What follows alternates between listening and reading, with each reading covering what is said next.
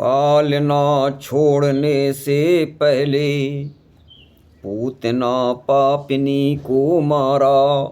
2-3 मास के ही जब थे तब शकटासुर को संघारा। वीरता भरे अद्भुत चरित्र अद्भुत कौतुक भी दर्शाए। मुँह में तो मट्टी ही खाई मैया को त्रिभुवन दिखलाई। गोपी जब हाथ पकड़ लाई यशोदा के निकट उलहने को, तब आकृति में उसके सुतवतो कर डाला था खुद अपने को। जब जब मुनि कंड लगाए भोग तब तब यह हो झंझट आई। ठाकुर के बदले बाल कृष्ण भोजन का भोग लगा जाए। अगबक बत्सासुर व्योमासुर केशी अजगर का हनन किया। शल तो शल गज चाणूर सहितो मथुरेश कंस का निधन किया। रेवती रमण के द्वारा भी उत्पात मिटाया रिपुदल का। अभिमान नसाया बार बार नृप जरासंध तक के बल का। कालियनाथा गिरबर धारा यमलार्जुन तारे रास किया। 2 बार अग्नि का गर्भ तोड़ गुरुसुत को जीवन दान दिया। इन लीलाओं से रहे अब न छुपे सरकार। विष्णु लोक के विष्णु हैं जान गया संसार। रुक्मिणी भी निज नाथ का यह स्वरूप पहचान। टेर रही है प्रेम से त्राहि माम भगवान। कि गज की गुहार के सुनते ही नंगे पैरों धाने वाले। गणिका से और अजामिल से पतितों को अपनाने वाले। प्रहलाद भक्त की रक्षा को श्री नरहरि बन जाने वाले। भिलनी के जूठे बेरों को प्रमुदित होकर खाने वाले। त्रिभुवन को नाप 3 पग से बलि राजा को छलने वाले। तारा बराह बन हिरण्याक्ष रावण का दल दलने वाले। गौतम की नारी अहिल्या को फिर पावन कर देने वाले। सुध दीन रुक्मिणी की भी ले दीनों की सुध लेने वाले। आई तेरी शरण हूँ हो दुखिया मोहताजो। शरणागत बत्सल बचाओ शरणागत की लाजो। जिस दिन होना ब्याह है उस पापी के साथ। देवी मंदिर उसी दिन जाऊंगी मैं नाथ। वहीं रुक्मिणी हरण का होवे यदि पुरुषार्थ। तो फिर दोनों सिद्ध हों स्वार्थ और परमार्थ।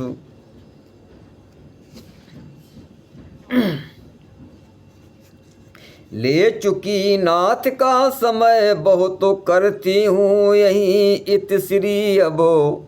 यह पंडित जी घर ही के हैं इनसे प्रभु हाल पूछ लें सब। मैं स्वयं इस तरह लिखूं पत्र यह बात जरा अनुचित सी है। लेकिन संकट में मर्यादा बोलो किस पर निभ सकती है। हो गई हो जो कुछ भूल चूक उस पर मत देना ध्यान प्रभो। अवसर पर पहुँच बचा लेना अपनी दासी का मान प्रभो। इतना लिख कर जी भर आया आगे को लिखना बंद किया। नैनों से प्रेम अश्रु बरसा उस प्रेम पत्र को भिंगा दिया। विप्र पुरोहित आ गए हो तैयार तत्काल। रुक्मिणी ने पत्री उन्हें दी कह कर सब हाल। कि बार बार दे सांत्वना बार बार आशीष। चले द्वारका विप्रवर, सुमिर द्वारकाधीश।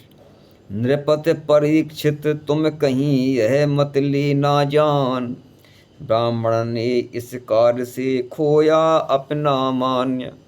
हे परीक्षित, तुम ये मत समझना ब्राह्मण ने ये काम करके अपना मान खो दिया है। ब्राह्मण की और भी बहुत से कर्तव्य हैं, वो सुनो। कि वेदों को पढ़े पढ़ाए वसो, इतना ही ब्राह्मण धर्म नहीं। यज्ञों के करे कराए बसो, इतना ही ब्राह्मण कर्म नहीं। ब्राह्मण को और तरह से भी है उचित धर्म पथ ग्रहण करे। मौका आ पड़े तो तन से भी जग के हित धर्माचरण करे। क्षत्रिय की सुता विवाह योग, जब हो जाए पूर्णा होकर। तो शास्त्राज्ञा है बर अपना, चुन ली वह स्वयं बरा होकर। शास्त्रों की यह धार्मिक आज्ञा पद से ठुकराई जाती थी। शिशुपाल से इच्छा के विरुद्ध रुक्मिणी विवाही जाती थी। इसलिए हुआ यह आवश्यक ब्राह्मण श्रम भी स्वीकार करे। घर के अधर्म के चंगुल से नृप कन्या का उद्धार करे। चलते चलते मार्ग जब थके ब्राह्मण राय, ठहरे तब एक बाग में शौचालय सुसताए। शीतल मंद सुगंध युत सुख कर मिली समीर। निद्रा आई सो गए था अति श्रमित शरीर। कि द्वारकाधीश ने माया से यह भेद द्वारका में जाना। द्विज का और रुक्मिणी के मन का सब खेद द्वारका में जाना। योगेश्वर अपनी योग शक्ति तत्काल काम में लाते हैं। सोते ही हुए ब्राह्मण को द्वारकापुरी बुलवाते हैं। विज्ञान आज का गूंगा है, इस तरह मूर्ख बन जाता है। ऐसी ऐसी घटनाओं को पाखंड कथा बतलाता है। कारण यह है कि खोज इसकी हो सकी ना अब तक पूरी है। जो विषय है अभी खोज में है, जो बात है अभी अधूरी है। भौतिक यंत्रों के योग शक्ति वह ढूंढा चाहे बातों में। जन्मांत उजाला सूरज का क्यों पकड़ा चाहे हाथों में। अविश्वासियों को लगे जो है बात सदोष, तो वे कर लें इस तरह निज मन का संतोष।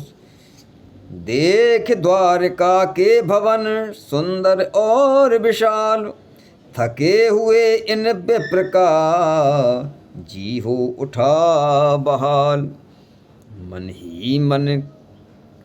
ही मन करने लगे निरख संपदा भोग्य।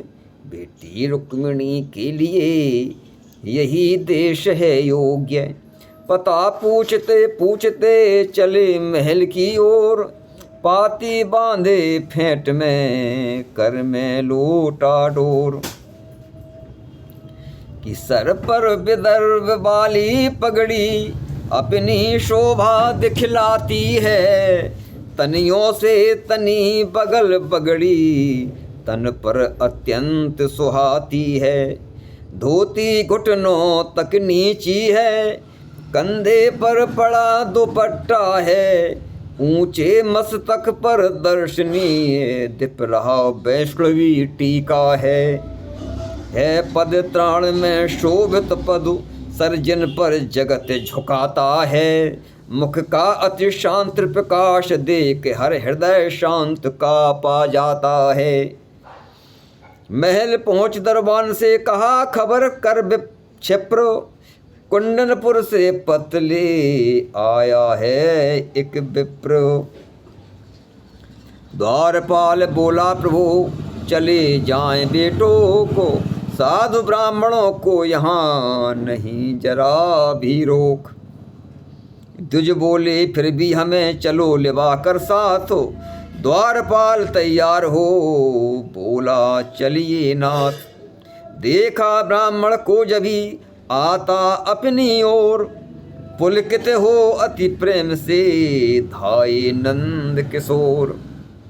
ये आते ही आते ब्राह्मण के चरणों में प्रथम प्रणाम किया। फिर ला अपने ही आसन पर बिठला उनको विश्राम दिया।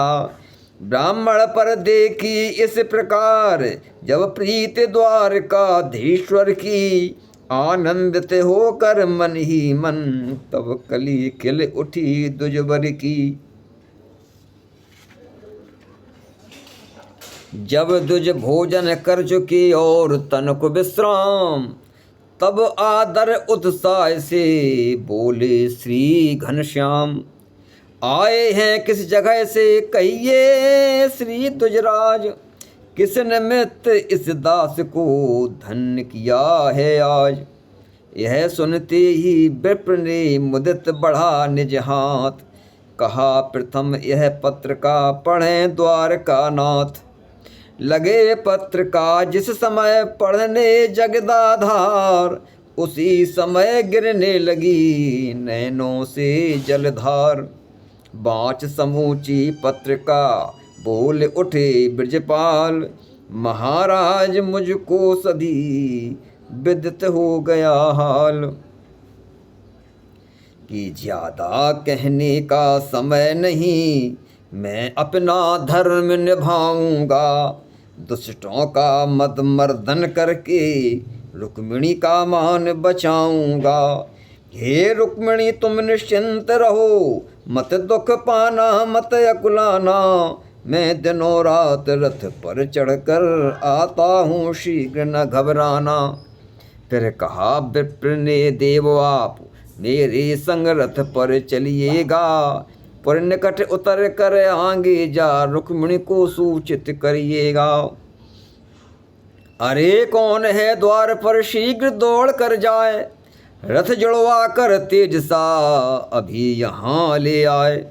जो आज्ञा कहकर गया एक भृत्य तत्काल, तभी दूसरे भृत्य से यों बोले नंदलाल। कि देखो मैं छुप कर जाता हूँ, तुम सब भी भेद छुपा लेना। लेकिन यदि पूछें बलदाऊ, तो उन्हें साफ बतला देना। कुंडनपुर से चिट्ठी लेकर यह बूढ़े ब्राह्मण आए हैं, इनके ही साथ जा रहा हूँ, यह कड़ा निमंत्रण लाए हैं। कुंडनपुर में भीष्मक नृप की कन्या की टेक निभाना है। शिशुपाल जरासंध से उसको दे मुक्ति यहाँ ले आना है। दाऊ यदि चाहें तो खुद भी सेना लेकर आ सकते हैं, वरना हम आप अकेले ही यह झगड़ा निपटा सकते हैं। इसी समय आ गया वह भृत्य लिए रथ साथ, विप्र सहित प्रभु चल दिए नवा इष्ट को मात। बलदाऊ ने जब सुना मन में उठी उमंग, शीघ्र जा मिले कृष्ण से सेना लेकर संग। इधर रुक्मिणी का हृदय हुआ अधिक बेचैन, चिंता उमड़ी चित्त में सजल हो उठे नैन। बोलो वृंदावन बिहारी लाल की जय।